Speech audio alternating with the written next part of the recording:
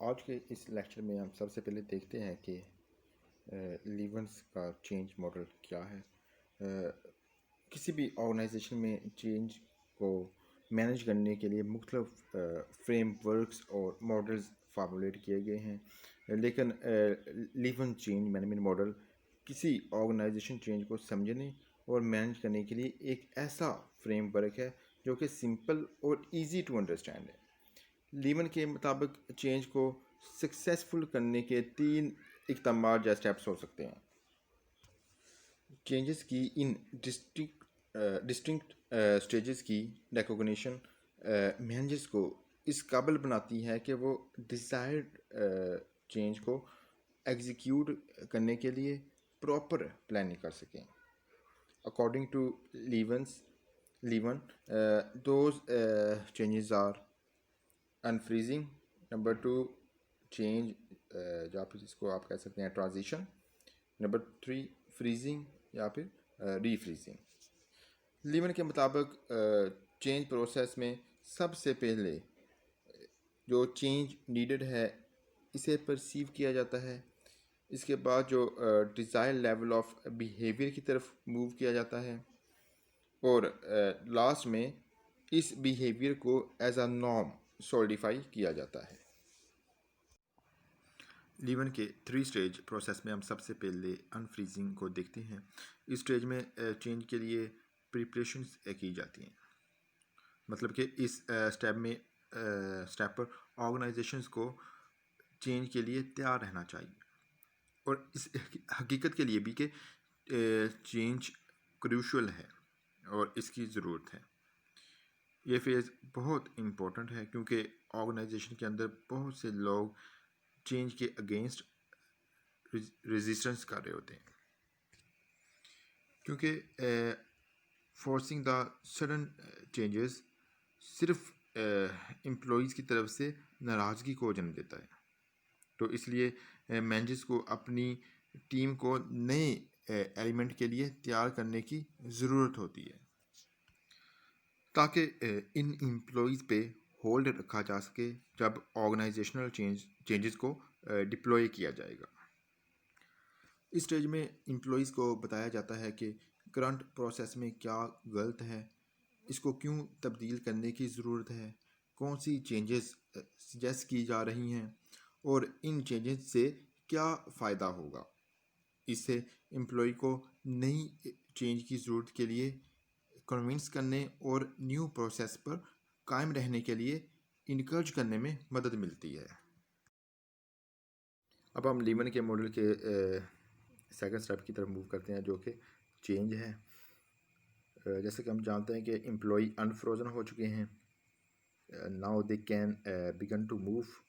Leone کے مطابق change ایک ایسا پروسیس ہے جس میں کسی آرگنائزیشن کے لیے ٹرانزیشن یا کسی نئی حالت میں موو کرنا ضروری ہے۔ اس اسٹیپ کو ٹرانزیشننگ یا موونگ اسٹیج بھی کہتے ہیں۔ یہ وہ وقت ہوتا ہے جب امپلائیز نئی حقیقت یا نئی سچویشن میں اسٹرگل کرتے ہیں۔ یہ ایسا وقت ہے جس میں انسرٹینٹی کی صورتحال ہوتی ہے اور امپلائیز میں خوف ہوتا ہے۔ ایسی سچویشن پر قابو پانا سب سے ڈیفیکلٹ اسٹیپ ہے۔ اس پروسیس میں کافی وقت لگ سکتا ہے کیونکہ امپلائیز عام طور پر نیو ہیپننگس، ڈیولپمنٹس اور چینجز کو ایکسیپٹ کرنے میں وقت صرف کرتے ہیں۔ ڈیورنگ دا چینجنگ اسٹیپ لوگ نئے بیہیویئر، پروسیسز اور نئے سوچنے کے طریقے سیکھنے لگتے ہیں۔ اس اسٹیپ کے لیے وہ جتنا تیار ہوں گے اسے مکمل کرنا اتنا ہی آسان ہوگا۔ فار دس ریزن امپلائیز کے لیے ایجوکیشن، ٹریننگ، کمیونیکیشن، سپورٹ اور ٹائم بہت اہم ہوتے ہیں تاکہ وہ اس چینج سے فیملیئر ہو سکیں۔ اگین چینج ایک ایسا پروسیس ہے جسے کیئرفلی پلان اور ایگزیکیوٹ کرنا چاہیے۔ اس سارے پروسیس کے دوران امپلائیز کو چینج کی وجوہات کو ریمائنڈ کرواتے رہنا چاہیے اور یہ کہ اس چینج کے امپلیمنٹ ہونے سے ان کو کیسے فائدہ ہوگا۔ لیون نے اپنے چینج پروسیس کی لاسٹ اسٹیج کو فریزنگ کا نام دیا۔ لیکن بعد میں بہت سے لوگوں نے اس اسٹیج کو ری فریزنگ کا نام دیا، کیونکہ چینج کے بعد جو نیو اسٹیٹ ہوگی اس کو ری انفورس، اسٹیبلائز اور سولڈیفائی کرنے کے پروسیس کو سمبلائز کرتا ہے۔